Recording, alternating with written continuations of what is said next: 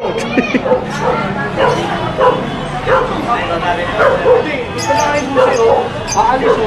tapos ibabalik. Hindi pare, nakabidyo tayo na naalala mo? Ilang beses na ako sinita ko na ito eh. Nandito pa nga yung 2020, yung upahan eh. Tapos ibabalik na naman. Gusto mo, doon ka sa truck magkape? Diretso tayo. Bawa naman kayo sa tao. Nakiusap po ako rito. Kasama ko si Chairman. Kayo pa ang galit ah. Nasa naulan nyo na yung kami, kayo magalit eh. May mga padrino yan. Yung padrino na yan, hindi upna sa akin. Ang sabi ni Yorme, walang arbor-arbor. Pag mali, mali.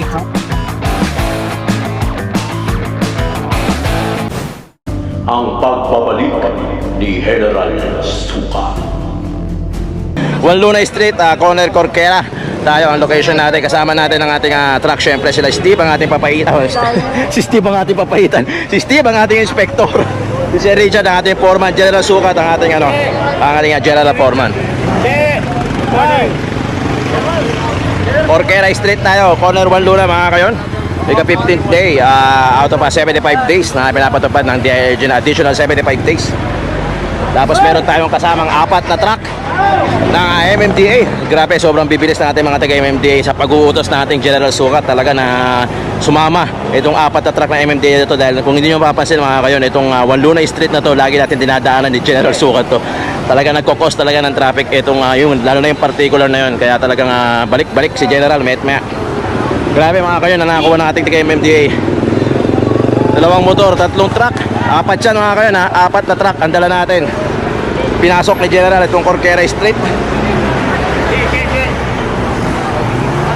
Ano kayari?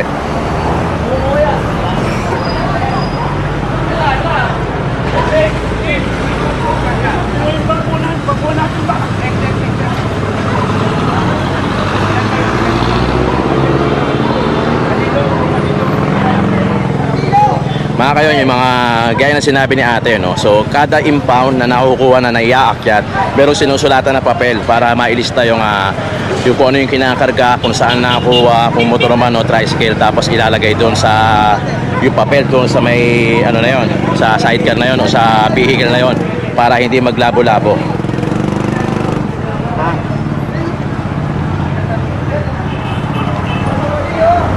Ayan mga kanya, taga MMDA. So alam nila kung paano nila hihilahin.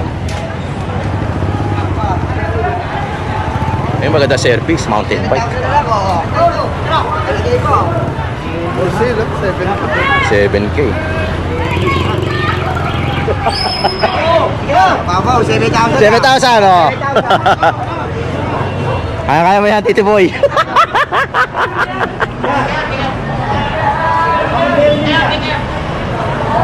Pasok ha? Outpost ng security guard mga ngayon. Ito mukhang magigiba rin to.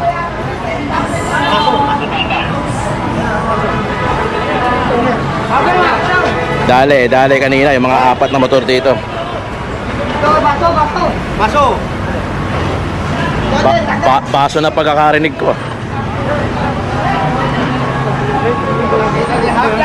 Lahat yan, pati ito, kasagin. Boss, kumakain na ako. Boss! Hoy! Hoy! Boss, kumakain na ako.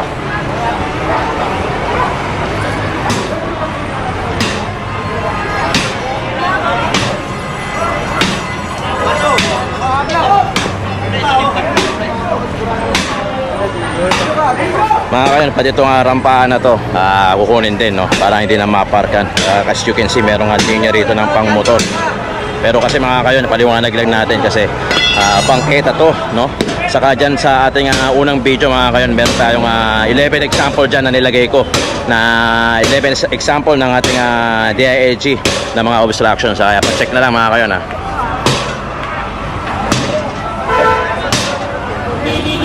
Habla! Strikes again! Mukhang nagpansit kanton to Palabok! Pansit palabok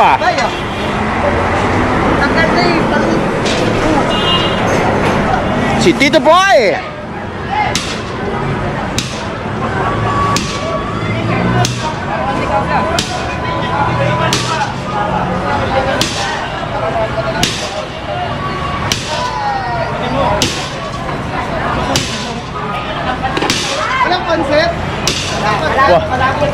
Mukhang walang pansit eh, no? Mga kayo, si Steve, kasama natin ang ating inspector, syempre. At si Sir Vicente, ating MMDA Action Officer. Saludo tayo dyan. Kung nyo yung mapapansin mga kayo, lagi na natin kasama si Sir Vicente natin, no? Ito yung gumagayad sa atin para sa mga unattended, saka mga attended na vehicle, kung dapat matikitan o dapat i-reker ito. Sila na po ang nakakaalam nun mga kayo. Siyempre si Richard, ang ating foreman. Okay mga kayo, sundan natin si General Sukat. Papunta ulit tayo sa Wanluna mga kayo. Type na!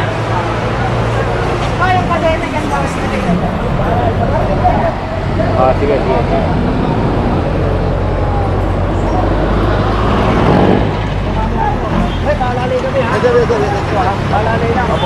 Ating ito yung MPTV Sector 1.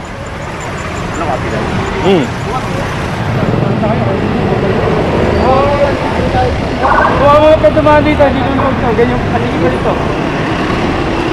Lumuluwag nito, dumadaan tayo dyan. Sino? Si... Tip! Tayo, dan. Kabila. Nakito pa na to. Dapat hindi tayo dumaan. Tara. Sige tayo. Nasa lubong tayo dyan, boss. Nasa lubong yung mata nila. Sa lubong ba?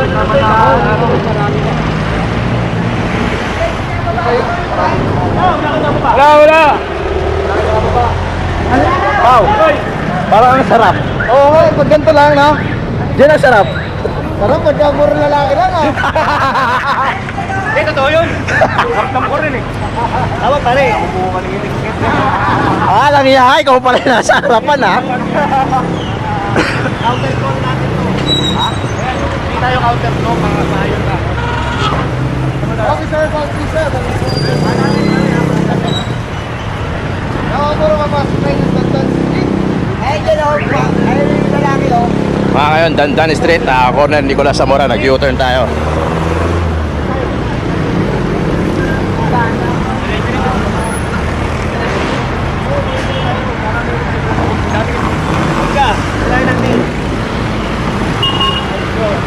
Okay, Nicolas Zamora pala tayo mga kayo. Hindi tayo pumasok ng Dandan. Nicolas Zamora Street. Ito rin usually yung ruta natin pagkagaling tayo ng Wanluna, no? Usually kumakanan tayo sa Corquera. Pero ngayon dito tayo kumanan sa Petron. So papunta na sila rito mga kayon. Ayan mga kayon, just recap lang tayo mga kayon. 4 na MMDA truck ang dala natin para kumuha ng mga vehicle na illegal parking. Sila ang bahala, sila magdadala sa impounding area natin. Tapos meron tayo kasama yung TPPB para sa mga ticket, no? General Sukat kasama natin, syempre. Hindi mo mawala yan. So mabilisan ang ating clearing operation ngayon mga kayon. Ika 15th day out of 75 days ng ating DILG.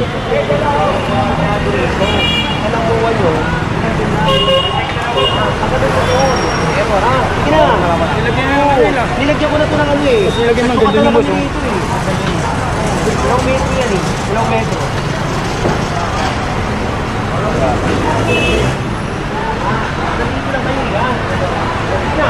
Ito. Pasok nyo na ron. Ang muwan nyo kasi ang gandun lang eh ha.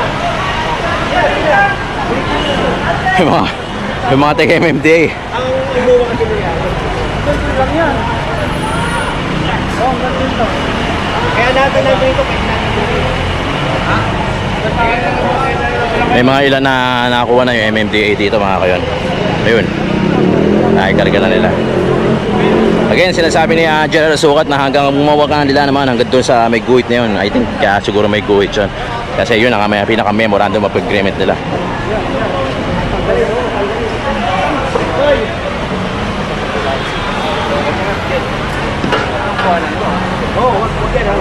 Kasi tapat na.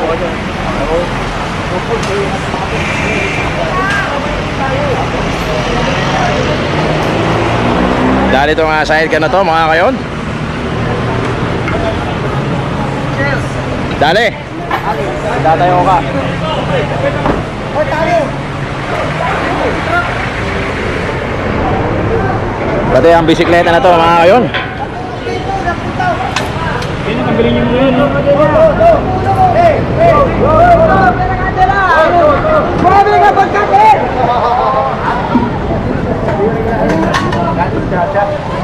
Idol! Wala yung cellphone ko na. Ito na, ito akin na muna. Dahil nililaway ko siya. Iba't yung mga laman. Okay, okay lang. Ay, issue yan lang boss ha. Wow, pato. Mga alaga niyo.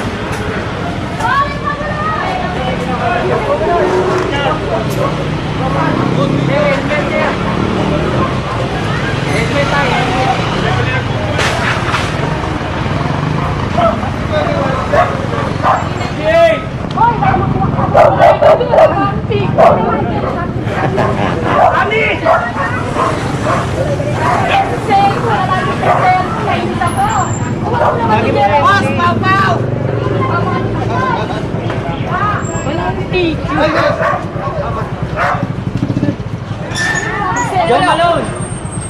Sa akin nakatingin eh.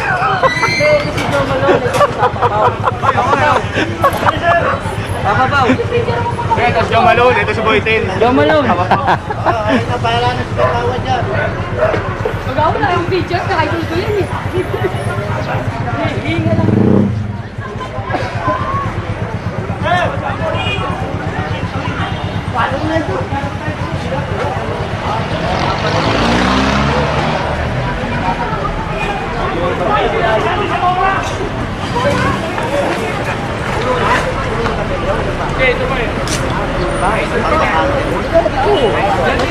Isang truck na lang tayo mga puro. Puno agad. Yung tatlong truck natin, puno na. Ito, medyo marami pang space. Gustong gusto pa ni General.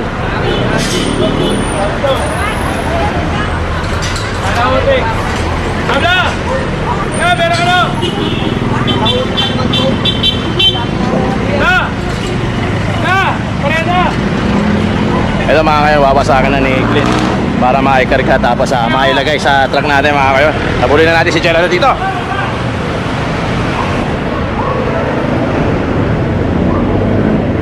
Usually mga kayo, nauuna yung mga taga-MMTA, no? Para maihabol yung mga nando doon. Kasi pagka paparating kami, mahuhulit pa rin. Yan, tao mo na yan. Kukunin ko yan. Bitawa mo na yan. Bitawa mo na. Ayaw niyo mag-tino eh. Ayaw ko sa inyo, araw-araw ko eh. Si Steve nagsasarili sikap na tayo mga kayo. Kahit pa lona-lona. Tao!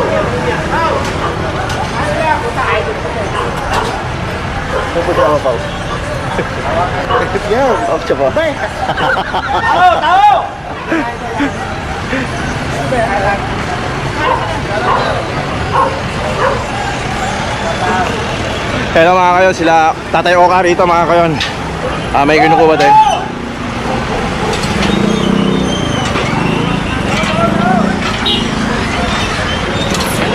Dali na yan mga kayon. Ito naman, pedicab. Gaya na sinabi ng General Sukat, nakakuha na itong pedicab na to.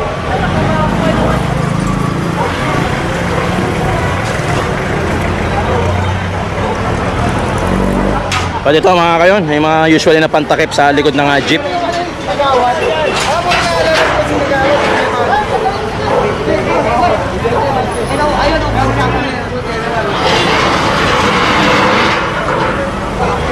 Yan si ano, Agawan Painting.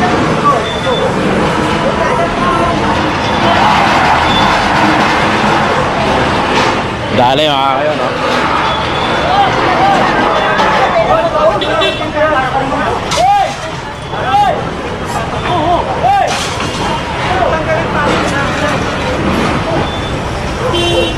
Pasok tayo rito mga kayon.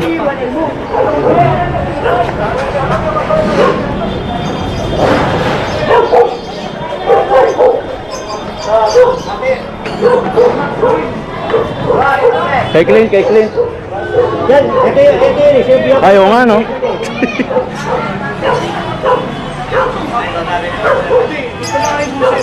Oo, tapos ibabalik. Hindi pare, nakabidyo tayo na naalala mo? Ilang beses na ako sinita ko na to eh. Nandito pa nga yung 2020, yung upahan eh. Tapos ibabalik na naman. Hindi boss, nakukuha lang. O, tingnan mo. O, tingnan mo lang.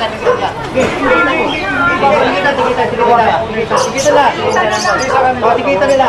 Para sa'yo ito eh. Kanino ba yan? Nag-rob yan kasi nga umalis. Oo, ilang beses ko na sinita to. Yung sa'yo na kunin mo. Baka madamay pa. Tingnan, kunin mo. Hindi nakukuha lang po kasi may tayo. Sa'yo ba yun? Kumpare ko po. Oo, umalis ka dyan. Di pala sa'yo. Kaya kung pare mo kumuha. Ha? Hindi na. Ilang beses ko na sinita to. Meron pa rin itong 20-20. Pinapampahan. Oo. Boss, tanggalin mo na yung lock mo. Yung wire mo. Tanggalin mo.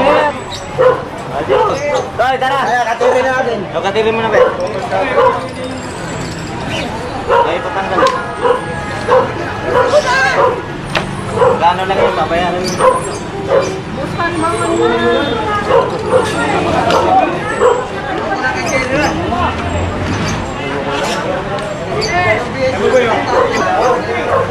Lagi ko na sinita to eh. Dalawang beses ko eh. May pinapampahan pa nga dyan 20-20. Mga kayon, kuha na nito bisikleta nakatali dito sa kadena. Kanino ba ito? Kanino sa akin? O, iba, hindi mo ba Kinukuha lang yung susi. Dala na daw na sa kabila. Hindi ko nga dyan. Hindi naman sinususiyan to eh. May number to eh. Ay, hindi. Nakalako yung disc brake eh. Dito sa display. Abla, pero cutter! Abla! Ball cutter!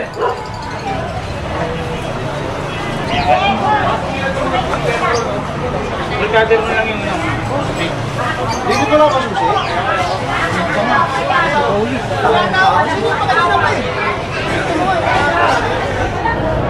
Tad.